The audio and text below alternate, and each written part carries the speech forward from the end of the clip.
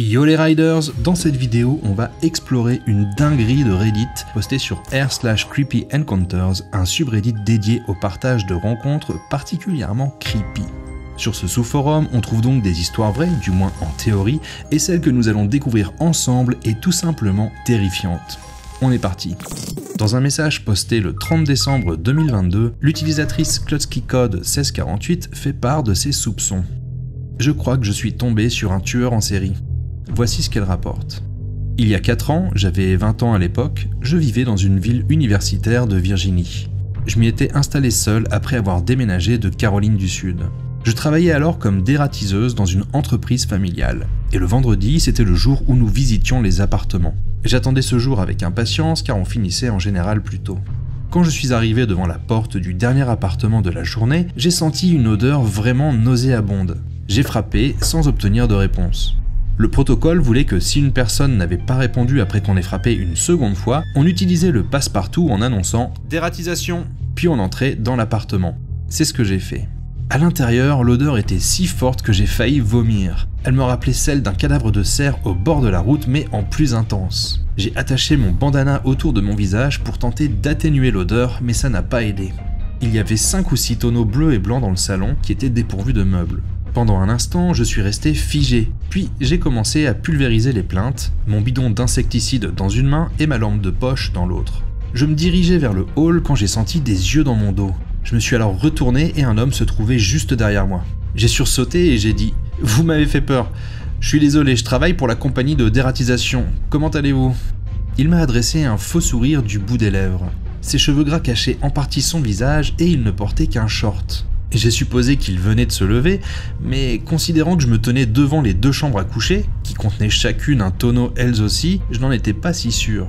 J'ai fait un peu la conversation pour détendre l'atmosphère, mais ses réponses étaient très brèves, et il me suivait à la trace dans les recoins de chaque pièce. Son comportement me rappelait un peu celui d'un enfant qui a cassé quelque chose et qui essaye de détourner ses parents de l'endroit où ça s'est produit. Il n'arrêtait pas de saisir quelque chose dans sa poche aussi, et puis il s'est mis à me poser des questions très personnelles sur mes préférences au lit, en particulier si j'avais des fantasmes, si j'aimais être attachée, être contrainte, etc. J'ai ri nerveusement et son attitude a changé. Il a gardé la tête baissée, les yeux écarquillés et m'a fixé d'un regard troublant. Je suppose qu'il s'était senti offensé. Je suis retourné dans la cuisine et le protocole voulait qu'on déplace les réfrigérateurs pour vérifier s'il y avait des traces de cafards derrière. J'ai posé mon équipement et j'ai commencé à déplacer le frigo qui puait également. Il a abattu sa main sur le réfrigérateur et a grogné « 1-1 ».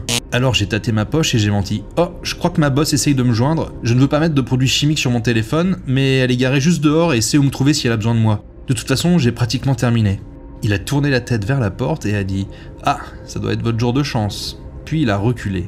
Je n'ai pas pu m'empêcher de remarquer qu'il continuait à regarder les tonneaux. Je me suis dirigé vers l'autre bout de la pièce en passant devant les barils, et ses yeux n'arrêtaient pas d'aller et venir entre les barils et moi. J'ai fait semblant de ne pas remarquer. Je suis sorti, j'ai jeté mon matériel à l'arrière du camion et suis parti à l'autre bout de la résidence où ma patronne terminait sa dernière intervention. Je lui ai raconté ce qui s'était passé et elle m'a dit que son mari avait eu une expérience similaire le mois précédent, mais qu'il n'y avait personne dans l'appartement. Il avait supposé que c'était un animal mort dans les conduits d'aération, mais il n'en avait pas trouvé. Elle m'a aussi dit qu'elle s'en occuperait, mais je ne sais pas si elle a donné une quelconque suite à tout cela. Inutile de préciser que je suis retourné en Caroline du Sud peu de temps après cette rencontre. Voilà pour l'histoire, et avant de s'intéresser à ces détails, voyons les réactions qu'elle a suscitées en commentaire. D'un côté, on a une partie des redditeurs qui lui disent qu'elle a eu de la chance et que son récit leur a glacé le sang, car elle n'est peut-être pas passée loin de se retrouver elle aussi dans un de ces barils. Puis, il y a ceux qui lui disent « C'est complètement dingue, j'espère surtout que tu as prévenu la police ». Ce à quoi la redditrice répond qu'elle voulait le faire mais que sa boss l'en a dissuadé. J'ai dit à ma patronne que j'allais signaler ce que j'avais vu et elle m'a dit « Ne fais pas ça. S'il ne t'a pas directement menacé ou fait du mal, n'en fais pas tout un plat. C'est juste peut-être un malade mental. S'il ne se passe rien et que tu le signales à tort, cela va nuire à la réputation de l'entreprise que j'ai mis plus de 10 ans à bâtir. Je parlerai au gestionnaire de la propriété et il s'en occupera. » J'ai dit « Puis-je simplement demander un contrôle de routine ?» Elle a dit non. Alors j'ai laissé tomber. Aujourd'hui, je le regrette. Un autre redditeur ajoute « Si tout cela est vrai et que tu n'as pas appelé la police, tu as sans doute permis la mort d'autres personnes. Je veux dire, tout dans cette histoire fait penser à un tueur en série. Je comprends que l'expérience a été traumatisante et que c'est difficile de la revivre, mais il est moralement inexcusable que tu n'aies pas alerté les autorités si tu pensais sérieusement que des restes humains se trouvaient dans ces barils. Et perso, j'aurais tendance à penser un peu la même chose. S'il y a ne serait-ce qu'une chance sur 100 pour qu'elle soit réellement tombée sur un tueur en série, elle devrait à minima le signaler à quelqu'un. Peu importe la réputation de l'entreprise, on parle littéralement de sauver des vies. Un peu plus loin, un autre réditeur écrit « S'il te plaît, dis au moins à quelqu'un de venir faire un contrôle de routine. L'odeur nauséabonde n'est-elle pas un motif suffisant pour rentrer chez quelqu'un? On dirait sérieusement du Jeffrey Dahmer. » Jeffrey Dahmer. Avec la série sortie sur Netflix, il est probable que vous ayez entendu parler de ce tueur en série, surnommé le cannibale de Milwaukee. Et à la réflexion, il y a de nombreux points communs entre son histoire et celle que rapporte la réditrice. Tout d'abord avec la présence de ces barils en plastique que Dahmer utilisait pour dissoudre les corps de ses victimes dans des bains d'acide. Il régnait également dans son appartement une puanteur ignoble dont s'étaient plaints à plusieurs reprises ses voisins. Ces ressemblances entre les deux histoires sont troublantes, pour ne pas dire suspectes. Et c'est ce qui fait dire à l'utilisateur Daydream Minderer « On dirait que tu as regardé Dahmer sur Netflix et que tu t'en es inspiré pour écrire un conte et le poster sur Reddit. » La réditrice réplique « Je peux comprendre ça. J'ai regardé les 10 premières minutes de la série et ça m'a ennuyé, donc je ne sais pas ce qui se passe dedans. De plus, j'ai entendu dire que c'était très imprécis, ce que je trouve irrespectueux pour les victimes. Donc je n'y suis même pas retourné une seconde fois pour redonner une chance à la série. Mais à vrai dire, il n'y a pas tant de parallèles que ça. Juste une mauvaise odeur et le fait que c'était un appartement. Et puis le fait qu'il y avait des barils surtout. Mais bon, passons. » Un autre réditeur lui dit « C'est l'un des trucs les plus flippants que j'ai lu sur Reddit. Ça semble à la fois étrangement réel et irréel. OP, tu devrais commencer à écrire de la fiction. Je sais que c'est un de tes souvenirs, mais c'est magnifiquement écrit. Tu as le gène de la conteuse. » Et il faut reconnaître que son récit est plutôt prenant, en effet. Mais est-il vrai pour autant? Il y a un dernier commentaire qui renforce le doute, celui que poste l'utilisateur Betatron Résonance. Bonne histoire. En parcourant les messages d'OP, il semble qu'elle soit un écrivain de fiction amateur. Il n'y a rien de mal à cela, mais il y a des sous-reddits dédiés à ce genre de texte. Et on arrive là au cœur du problème. Il existe en effet des sous-reddits dédiés à la fiction, en particulier r/nosleep, où les réditeurs partagent des histoires inventées comme s'ils les avaient vécues. Les commentateurs jouent aussi le jeu en posant des questions à l'OP comme si ce qu'il avait décrit s'était réellement passé.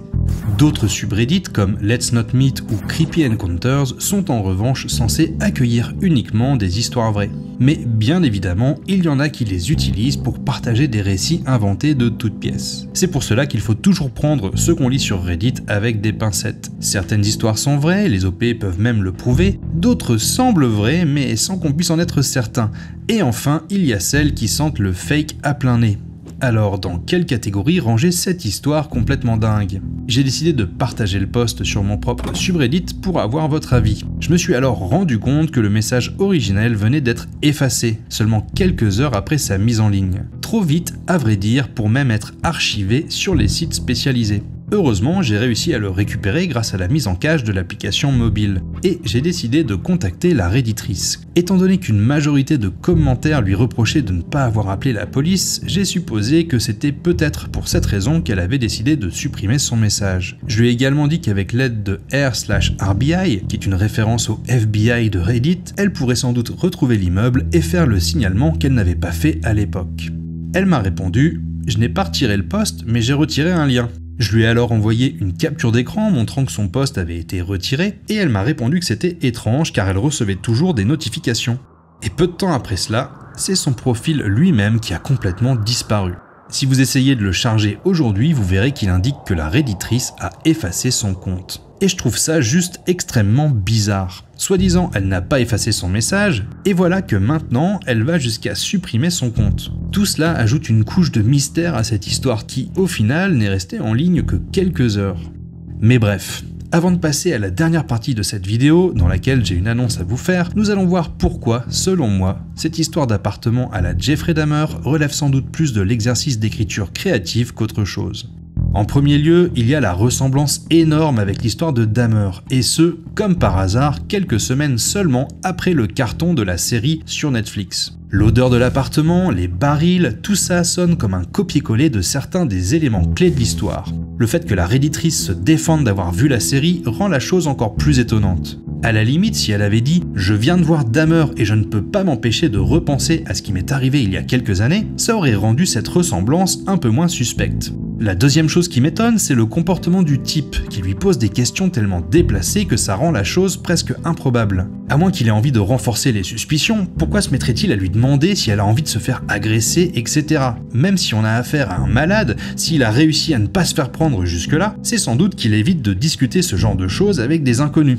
Enfin, le fait qu'elle n'ait pas rapporté la chose à la police discrédite quoi qu'elle en dise son histoire. On parle de sauver des vies humaines, et si ça l'a marqué au point qu'elle y repense encore des années plus tard, on peut douter qu'elle n'ait pas au moins essayé d'alerter quelqu'un elle-même, autre que sa patronne. Tout ça me semble donner une histoire à la fois un peu trop parfaite et cousue de fil blanc. Ça paraît trop gros pour être vrai, et surtout trop semblable à la série sur Dahmer pour que ce soit une coïncidence. Bon, après on peut toujours dire que la réalité dépasse la fiction, et en effet tout ce qu'elle décrit est possible. On ne saura donc jamais en définitive si cette histoire sortait de l'imagination de l'OP, ou si elle est réellement tombée sur un tueur en série qui stockait les corps de ses victimes dans des barils en plastique ou dans son réfrigérateur. Et tout cela m'amène à un autre sujet. À côté des théories dingues et flippantes et des vidéos d'exploration de Reddit, j'aimerais vous proposer un nouveau format. Basé non pas sur des histoires trouvées sur internet, mais sur des nouvelles d'auteurs de fiction dans les domaines de l'horreur, du fantastique et de la SF. Des auteurs publiés, et il y en a des centaines qui, sans être connus, proposent des histoires excellentes, avec qui je travaillerai pour mettre en image leurs récits. Bref, je vous reparlerai de tout ça en temps voulu pour toujours plus d'histoires flippantes et fascinantes. Vous savez que c'est mon but. Sur ce, je vous dis à bientôt pour la partie 4 de l'iceberg des posts Reddit. C'est une grosse vidéo qui durera plus d'1 heure et qui prend beaucoup de temps à produire, comme vous vous en doutez. C'est aussi pour cela que j'ai voulu partager cette vidéo un peu plus courte en attendant. J'espère qu'elle t'a plu, si c'est le cas n'hésite pas à me le signaler avec un like ou un commentaire, ça fait toujours extrêmement plaisir. Et si tu recherches plus d'histoires creepy en provenance de Reddit, je t'invite à regarder sans attendre cette autre vidéo qui explore les posts les plus horribles du site. Bon visionnage et à très bientôt. Ciao ciao.